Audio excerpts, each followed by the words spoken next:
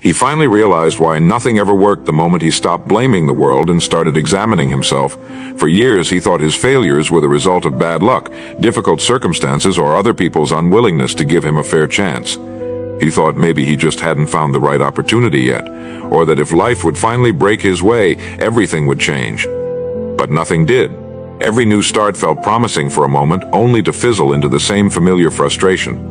And then one day, sitting in the quiet, he saw it with sudden and painful clarity. The common denominator in every failure, every false start, every plan that didn't work, was him. Not because he was doomed, not because he lacked ability, but because he had been living with a set of thoughts, habits, and beliefs that sabotaged every effort before it could bear fruit. In that moment, the truth was undeniable. Until he changed himself, nothing else would change. The first thing he saw was that he had been chasing outcomes without ever building the foundation for them. He wanted success without discipline, opportunity without preparation, reward without service. He mistook excitement for readiness. He believed that wanting something badly enough was the same as being ready to handle it.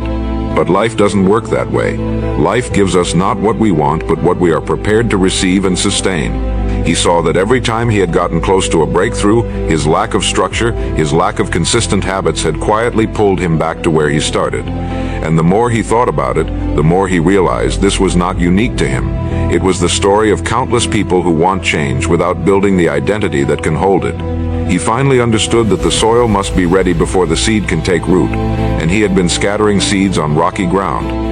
The next realization was harder to face. He had been living reactively, letting circumstances set the tone for his days, instead of deciding in advance who he would be and how he would operate.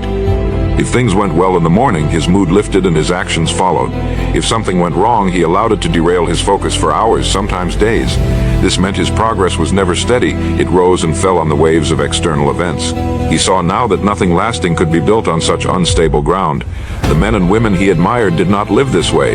They decided their direction in advance. They anchored themselves in purpose, and they moved through both calm and storm with the same steady pace. He realized that until he took control of his own mind, his results would always belong to the mercy of the day's weather. He also began to see the role of his environment. For years, he surrounded himself with people who talked more than they acted, who saw the downside of every idea, who lived in constant complaint. It wasn't that they were bad people, it was that their way of thinking had become the air he breathed. Slowly, without even noticing, he had adopted their patterns. Their doubts became his doubts, their limitations became his. And because he never challenged it, he thought this was just the way life was. But now he could see how much of his thinking wasn't even his own. If he wanted different results, he would need to live in a different climate, a climate of action, of possibility, of accountability. This didn't mean abandoning people, but it did mean taking responsibility for the mental company he kept. Perhaps the most sobering truth was that he had been lying to himself about his own effort. He liked to think he was working hard, but when he looked closely, he saw how often he had chosen the easier path, how often he had avoided the uncomfortable work in favor of what felt good in the moment. He remembered all the times he said, "I'll start tomorrow," or "I've done enough for today," when deep down he knew he could have done more. And in that honest moment, he saw that the results he had were the exact results he had earned. Not more, not less. Life had been perfectly fair in that regard. This was painful, but it was also freeing, because if his results were caused by his own actions, then by changing those actions, he could change everything. Another thing that came into focus was his misunderstanding of failure. For years, he had treated every setback as proof that he wasn't meant to succeed, as a signal to stop. But now he understood that failure was never the end. It was feedback. It was information. It was life's way of saying, "Not yet, try again, adjust this, learn that." The people he admired had not avoided failure. They had used it. They treated it as a stepping stone, not a wall. He realized that if he could stop fearing failure, he could start extracting the lessons that would eventually make success inevitable. And in that realization, fear began to lose its hold. He also confronted the fact that he had been too concerned with how things looked, and not concerned enough with how things actually were. He wanted to be seen as someone making progress, so he spent energy on appearances, talking about plans, sharing his goals, celebrating before the work was finished. But those displays were empty, without the depth of consistent execution behind them. They gave a temporary feeling of accomplishment, but they didn't move him closer to the life he wanted.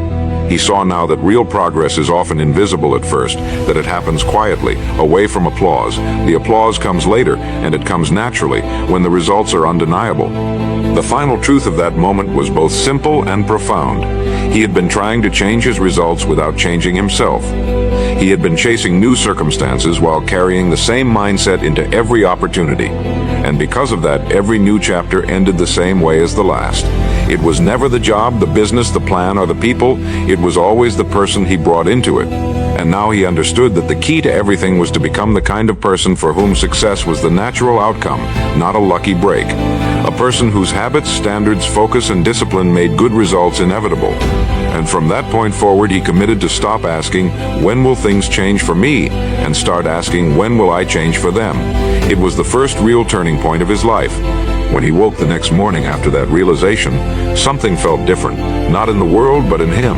The problems were still there, the responsibilities unchanged, but there was a new clarity in how he saw them. For the first time, he wasn't looking for a quick escape or a miracle fix. He understood that nothing had ever worked because he had never truly worked on the root of the issue himself. That morning, instead of reaching for distractions, he sat still and thought about the person he would need to become to earn the life he wanted.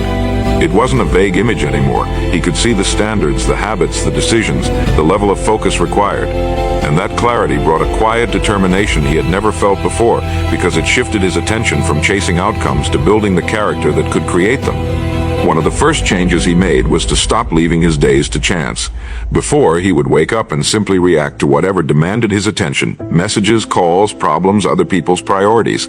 This had made him feel busy but not productive. Now he started setting his direction before the day began. He identified the most important work, the actions that would truly move him forward, and committed to doing them no matter how he felt.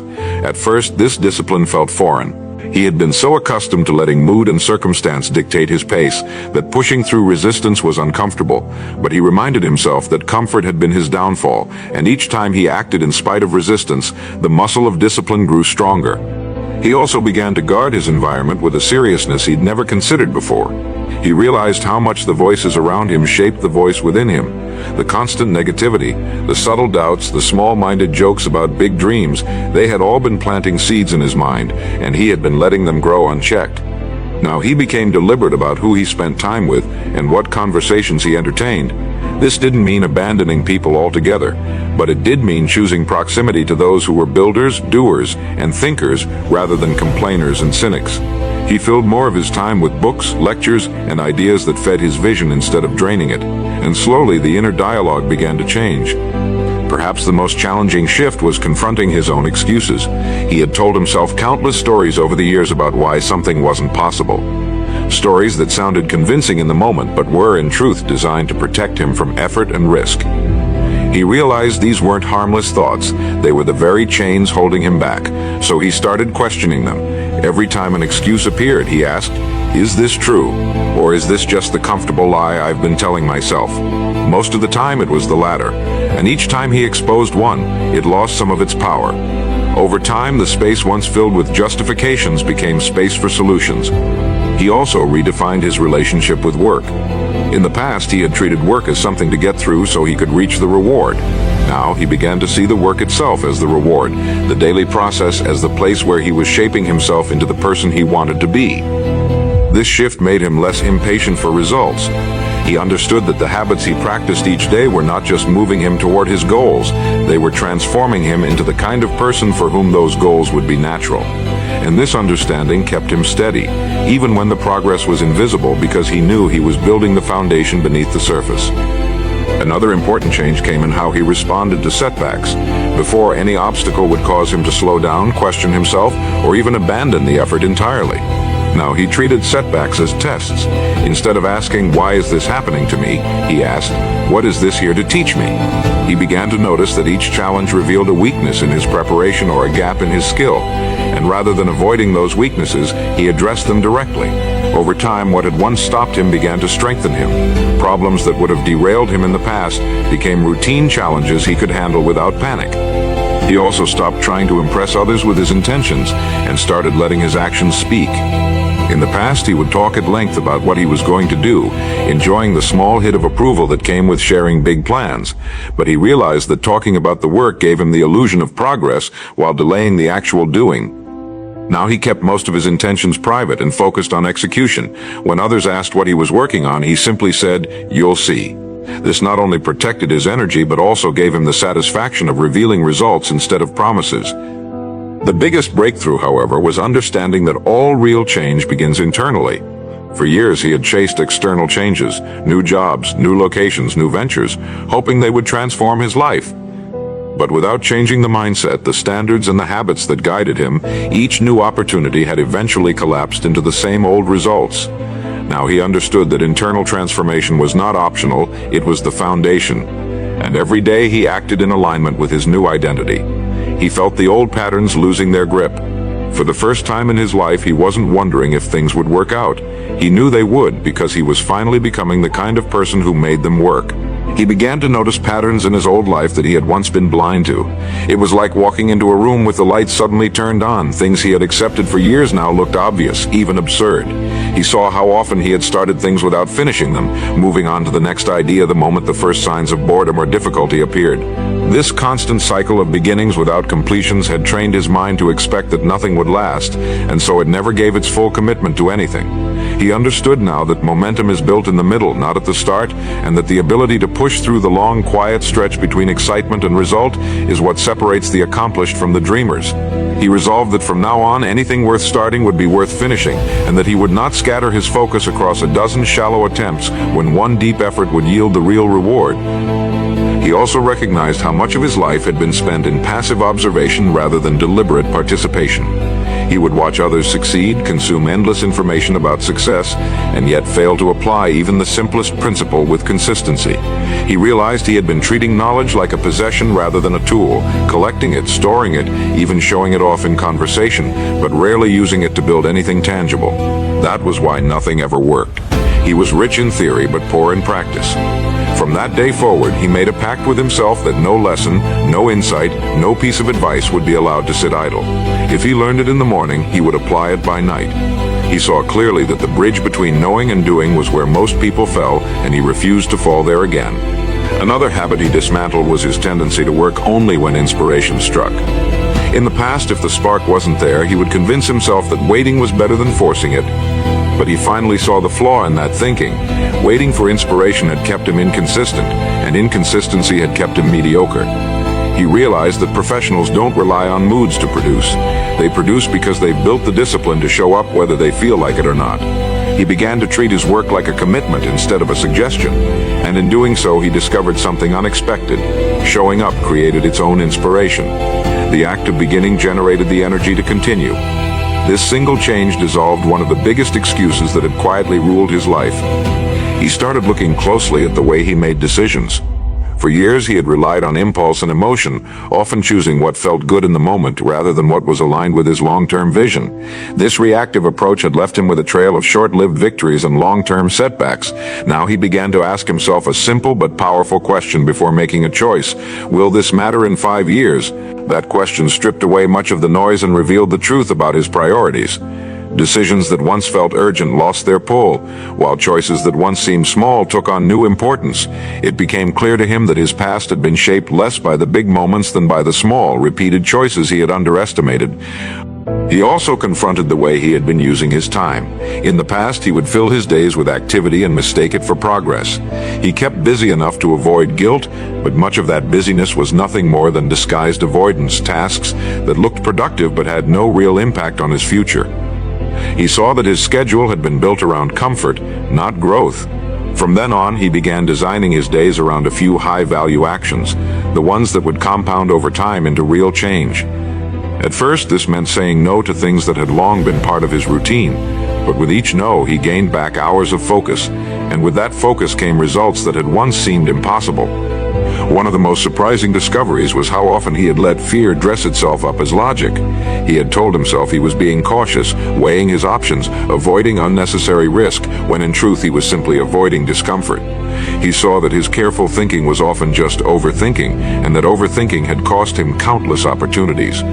He began to replace hesitation with calculated action, making decisions faster and learning through doing instead of waiting for certainty that would never come. And in doing so, he felt a new kind of momentum take hold, one that came not from perfect planning, but from consistent movement. He also addressed the way he spoke to himself. In the past, his inner dialogue had been a constant stream of criticism, doubt, and second-guessing. He had believed this was simply being realistic, but he realized it was a form of sabotage. Every negative phrase he repeated to himself was reinforcing an identity that couldn't succeed. He decided that his self-talk would reflect the person he was becoming, not the person he had been. This didn't mean lying to himself. It meant speaking with the same belief and encouragement he would give to someone he was mentoring. Over time, this shift in language began to shift his identity, and with it his actions. Perhaps the most important change in this stage of his transformation was that he stopped expecting quick, dramatic results. He accepted that building the life he wanted was not a single leap but a series of steps, each one taken with intention and consistency. And while there would be moments of breakthrough, most of the progress would be steady and quiet. He no longer chased the rush of instant gratification because he finally understood the value of patience paired with relentless action. For the first time, nothing felt rushed, and yet everything was moving forward. Word count 1026. He realized that if his life was going to change at the level of outcomes, it had to change first at the level of standards. Goals were not enough. He had set goals before and then negotiated with them when the day became inconvenient. Standards, on the other hand, were non-negotiable lines, simple, measurable, and lived. He wrote them down like laws: how he would start his mornings, how he would plan his days, how he would treat his body, how he would speak to others and to himself, how he would finish what he began. Nothing dramatic, just clear thresholds beneath which he would not allow himself to fall. At first they felt strict, even severe, but soon he noticed something new: peace. The noise that came from constant internal bargaining began to quiet. Decisions were easier because they were already made. He then built systems to protect those standards from the unpredictable weather of life. He had always believed discipline was a matter of willpower, and when willpower faded, his results did too. Now he saw discipline as architecture. He prepared his workspace the night before so the morning required no ramp-up. He blocked the first 90 minutes of every day for the single task that moved his future forward. He put his phone in another room during deep work. He created a weekly review on paper, asking the same questions each time. What worked? What didn't? What will I improve? These simple structures did not remove difficulty, but they removed friction. And when friction dropped, consistency rose. He wasn't relying on motivation anymore. He was relying on design. A powerful shift occurred in how he measured success. He had once measured by outcomes, the numbers, the recognition, the visible milestones. Those mattered, but he discovered a better early indicator: integrity with inputs. If he had kept his standards, executed his systems, and honored his top priorities for the day, he counted it a win regardless of what the scoreboard showed. This reframing did not lower the bar, it moved the bar to where he had control. Paradoxically, when he stopped obsessing over outcomes and mastered his controllables, outcomes began to improve. He was no longer yanked around by the daily rise and fall of results. He was steady, and the steadiness compounded. He looked hard at his relationship with money and service. In the past, he had chased income without clearly understanding value. Now he embraced a simple law: your rewards will always be in proportion to your contribution. He asked, what problem am I solving for whom? How deeply? How consistently? He stopped trying to be clever and started trying to be useful. He studied his craft the way a tradesman sharpens tools, patiently, daily, deliberately. He improved the quality of his work, the speed of delivery, the clarity of communication, and the reliability of follow-through. He learned to think like the person on the other end: what they feared, what they needed, what would remove friction for them. Service, not self-importance, became his strategy. Money followed value, just as harvest follows planting. He also refined the way he handled energy. He had thought of time as his main resource, but now he saw that energy governed time's usefulness. He protected sleep as fiercely as deadlines. He trained his body for stamina, not vanity. He simplified nutrition to remove decision fatigue. He built in brief resets between blocks of work, a walk, a page of notes, a moment of stillness, so his mind returned to the desk sharp rather than dulled. He noticed the difference between activities that looked productive and those that actually produced.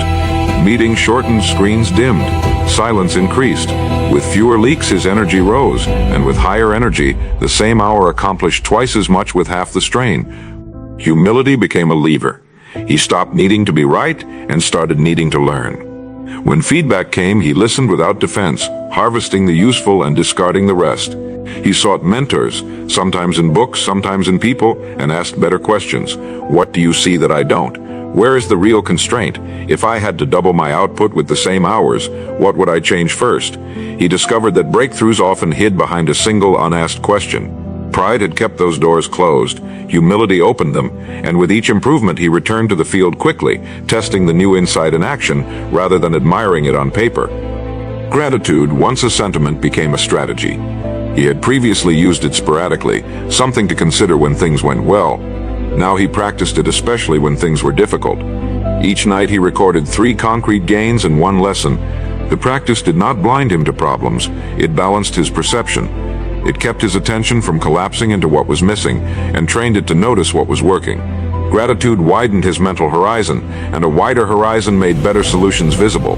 He found himself less anxious, more resourceful, and quicker to act. The day did not feel lighter because the world changed. It felt lighter because his mind did. Finally, he aligned identity with behavior so there was no gap left to trip him. He stopped saying, "I'm trying to be disciplined," and began saying, "I am the man who does what he says." He stopped saying, "I hope this works," and replaced it with, "I build systems that work when I work them."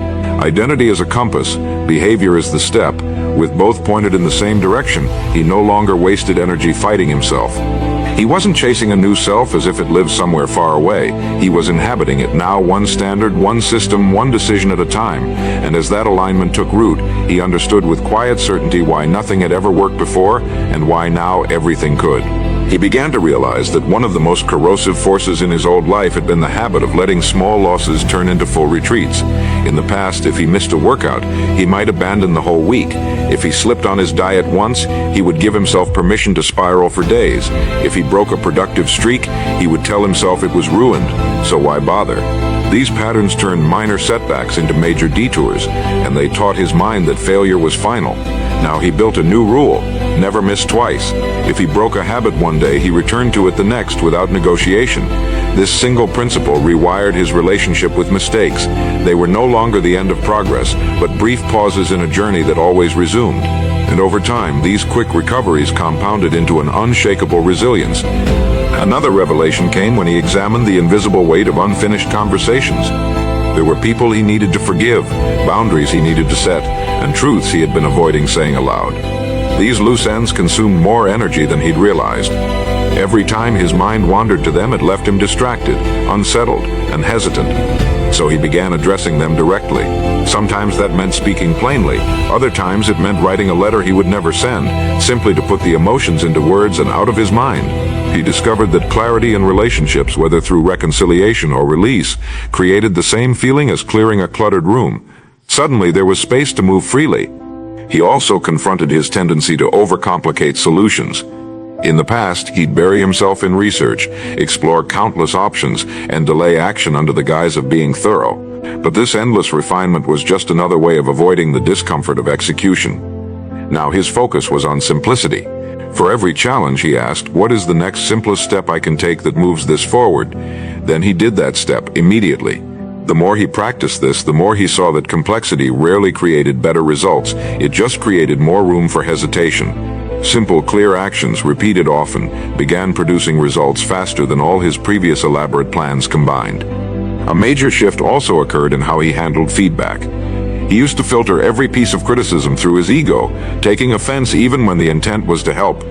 This defensiveness had cost him valuable insights, as he was more concerned with protecting his pride than improving his performance. Now he adopted a different mindset. Every piece of feedback was a data point, not a judgment of his worth. If it was useful, he applied it. If it wasn't, he set it aside without resentment. This emotional detachment allowed him to extract value from sources he once would have dismissed, and to grow in areas he hadn't even realized were weak. He restructured his relationship with time itself. Before, his days were a blur of reacting to whatever appeared urgent, leaving little energy for what was truly important. Urgent tasks shouted, Important tasks whispered. He began planning his days with a new sequence. First, the meaningful work that aligned with his long-term vision, then everything else. This reordering created a sense of accomplishment early in the day that carried into everything else. The evenings felt lighter, not because there was less to do, but because the essential work was already done. It taught him that the real weight of a day comes from what you leave undone, not from what you complete. He also dismantled the illusion that motivation was a prerequisite for action. He had wasted years waiting for the right mood before taking the first step, never realizing that action often creates the very motivation he thought he needed beforehand. Now his rule was to begin, even if the start was imperfect.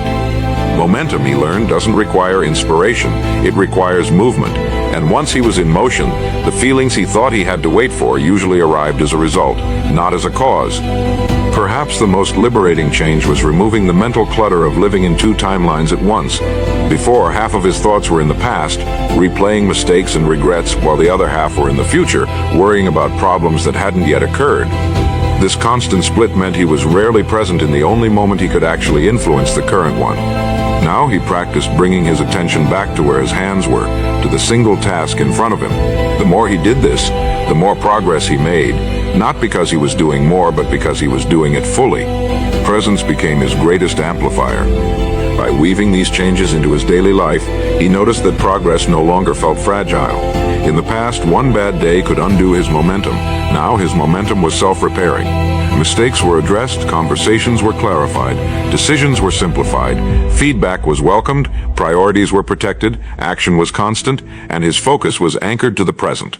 He could see clearly now why nothing had worked before and why with these shifts in place, it would be far harder for anything to fail. He began to see that one of the most dangerous habits in his old life had been tolerating low standards in small areas, telling himself they didn't matter. A messy desk, a half-finished task, an unanswered message, a late arrival. None of these seemed catastrophic in isolation, but together they formed an unspoken pattern. Close enough was good enough. This quiet lowering of the bar seeped into everything he did, and without realizing it, he had been training himself to accept less than his best. Now he raised the floor beneath him. The smallest commitments mattered. If he said he'd be somewhere at 9, he arrived early. If he used something, he put it back in order. If he opened a document, he finished what he started. These little acts repeated daily rewired his sense of identity. He was no longer the man who almost did things. He was the man who completed them. He also addressed the mental clutter of scattered goals. In the past, he would set multiple ambitions at once, start a new business, change his health habits, learn a skill, reorganize his finances, and then try to make progress on all of them simultaneously. It left him stretched thin, chasing everything and catching nothing. Now he applied ruthless focus. He picked the single goal that would create the most positive ripple effect in his life and gave it the majority of his energy until it was no longer fragile. This focus felt slower at first, but soon the results spoke for themselves. Progress in one major area made it easier to succeed in the next, and the compound effect began working in his favor. Another shift was his relationship with uncertainty. Previously, he had treated uncertainty as a red light, a reason to wait until more was known. But he now understood that certainty is a luxury of hindsight, and that the people who succeed are the ones who move when the picture is still incomplete. He stopped waiting for every answer and started moving with what he had, adjusting along the way. This approach demanded humility because it meant being willing to be wrong and quick to change course. But it also created momentum where before there had been paralysis. He discovered that forward motion itself often revealed the answers he thought he had to wait for. He examined how much mental energy he had wasted on trying to control things beyond his reach, other people's opinions, the timing of opportunities, the behavior of competitors. These had occupied too much of his attention. Now he made a clear division: what is mine to control and what is not. The first category became his sole focus. The second category was acknowledged, but left alone. This discipline freed an enormous amount of energy that he redirected into actions that moved the needle in his life. It also gave him a steadier emotional state because he was no longer reacting to every shift in the external world. One of the more subtle changes was how he used his downtime. In the past, idle moments were quickly filled with distraction, scrolling, noise, or shallow entertainment. These gave him temporary relief but left him feeling dulled and unfocused. Now he treated downtime as an investment. Sometimes he used it to read, to review his goals, to learn, or to rest deeply without stimulation. Other times he simply let his mind be still, allowing ideas and solutions to surface that never appeared when his attention was constantly hijacked. This shift made him sharper during work and more at peace during rest. He also began confronting the cost of unfinished repairs, problems he knew about but ignored. A system in his business that didn't quite work, a recurring mistake he never fixed, a personal habit he kept excusing. These small, unresolved issues drained him because they remained open loops in his mind. Now he made a practice of closing loops quickly. If something was broken, he fixed it. If a process was flawed, he improved it. The relief of solving these small problems was immediate, and the accumulation of solved problems created a cleaner, lighter mental environment. Perhaps the deepest change was in how he viewed himself in relation to his future. In the past, he had seen his future self as a distant stranger, someone he would become one day if things went right. That distance made it easy to neglect the small choices of today. Now he saw his future self as the direct product of his present self, connected by every action, every thought, every standard. When he made a decision, he asked, "Will the man I am becoming thank me for this, or will he have to clean up after me?" This simple question reshaped his behavior in ways no external pressure ever could. By clearing the mental clutter of low standards, scattered focus, fear of uncertainty, misplaced control, wasted downtime, and unfinished repairs, he created a life that no longer depended on hope to work. He wasn't leaving progress to chance. He was designing it, and with each deliberate act, the gap between who he was and who he intended to be grew smaller, until the two were nearly the same. He knew now that the final layer of change would not come from adding more goals, rules, or habits. It would come from protecting what he had built. In his old life, he had treated progress as something fragile, easily lost if life became chaotic. That belief had made him cling to results rather than to the process that produced them. Now he understood that his real security came from the systems, standards, and identity he had installed. As long as those remained intact, he could rebuild from any setback. This realization freed him from the anxiety of losing ground. He no longer chased the feeling of progress, he carried the certainty of it, knowing it was a natural byproduct of how he now lived each day. This was a shift from hoping to trusting, from desperation to quiet confidence. He had finally learned that real success is not something you hold, it's something you embody. One of the biggest threats to that certainty had always been distraction disguised as opportunity. In the past, any new venture, idea, or invitation that seemed exciting could pull him off course, scattering his energy across unrelated pursuits. Each detour slowed the momentum of what truly mattered. He remembered how easy it was to rationalize, telling himself that it was networking or diversification, when in reality it was just avoidance of deep work. Now he had a filter. Does this align with my mission? Does it strengthen the main work I am building, or does it dilute it? If the answer was unclear, the answer was no. This single discipline kept his focus sharp and his mental space uncluttered, ensuring that his attention flowed toward depth rather than breadth. Every yes was now a conscious investment, every no a way of protecting the architecture of his future. He also replaced the false urgency of constant busyness with the deliberate pacing of a builder. Before, he had equated speed with progress, filling his calendar to prove he was working hard, but speed without strategy had led to burnout and shallow results. Now he valued sustained effort over frantic motion. He worked in defined blocks, each one tied directly to his highest priorities, and he refused to measure his worth by how exhausted he felt at the end of the day. This approach not only improved his performance, it preserved the energy he needed for consistent execution over months and years, instead of short bursts followed by collapse. He learned that true productivity is measured not in hours worked, but in meaningful outcomes produced. A major breakthrough came in how he handled recognition, or the lack of it. There had been times when he gave his best effort, saw real results, and yet received no applause, no acknowledgement. In his old mindset, this absence of validation drained his motivation. Now he was unmoved by it. He had learned to treat recognition as a pleasant bonus, not as the reason for the work. The reward was in the integrity of doing what he said he would do, in the satisfaction of building something real, and in the quiet knowledge that results always speak louder than opinions. This detachment gave him the freedom to work invisibly for as long as necessary, knowing the right people would notice when the time was right. The lack of attention no longer felt like neglect, it felt like an advantage, giving him space to work without interference. He also learned to protect his mental clarity by refusing to indulge in unnecessary conflict. In the past, he had been drawn into arguments to prove a point or to defend his choices, wasting hours and emotional energy on people who had no real stake in his life. Now he recognized that most debates were not about truth but about ego. He no longer needed to win those battles. He walked away not from weakness but from understanding that the cost of engagement was greater than the benefit. His focus was on building, not convincing, and the more he walked away, the more time and clarity he gained. This discipline of disengagement became as important to his progress as the habits he kept, because it kept his attention where it could make the most impact. Perhaps the most profound change was in how he approached his own limitations. Before, he saw them as flaws to hide or deny, as proof that he might not be capable of what he wanted. Now he saw them as tools for growth. Every limitation was a teacher, pointing directly to the skills, disciplines, or mindsets he needed to develop. Instead of avoiding these areas, he moved toward them, knowing that every improvement made him harder to stop. This shift transformed challenge from something he dreaded into something he actively sought. A gap in his knowledge became an opportunity to learn. A weakness in execution became a chance to innovate. Obstacles stopped being dead ends and became blueprints for his next step.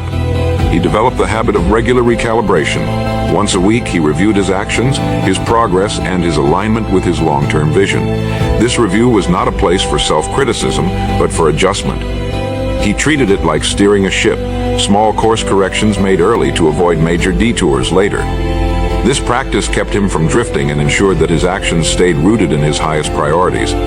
Over time, this habit became a form of quiet leadership over himself, one that replaced guesswork with deliberate control. Another safeguard he built was the art of ending well. In the past, he would let projects or commitments fade away when interest or momentum ran out, leaving loose ends and lingering doubts. Now he either finished them fully or ended them with intention. This closure prevented mental clutter and freed resources for the next focus. It also reinforced the identity he had built, the man who follows through, whether by completion or by clean, conscious release. And so, with each passing day, the man who had once wondered why nothing ever worked now carried himself with the calm assurance of someone who knew exactly why it did. His results were no longer lucky or fragile. They were the predictable harvest of seeds planted in thought, cultivated in habit, and protected in focus. He no longer chased breakthroughs, he created them. And because his foundation was no longer built on hope or circumstance, but on choice and character, he knew that the work of his life would endure long after the noise of the moment had faded. He was no longer building for approval or even for recognition. He was building because this is who he had become, and that was the truest and most lasting victory.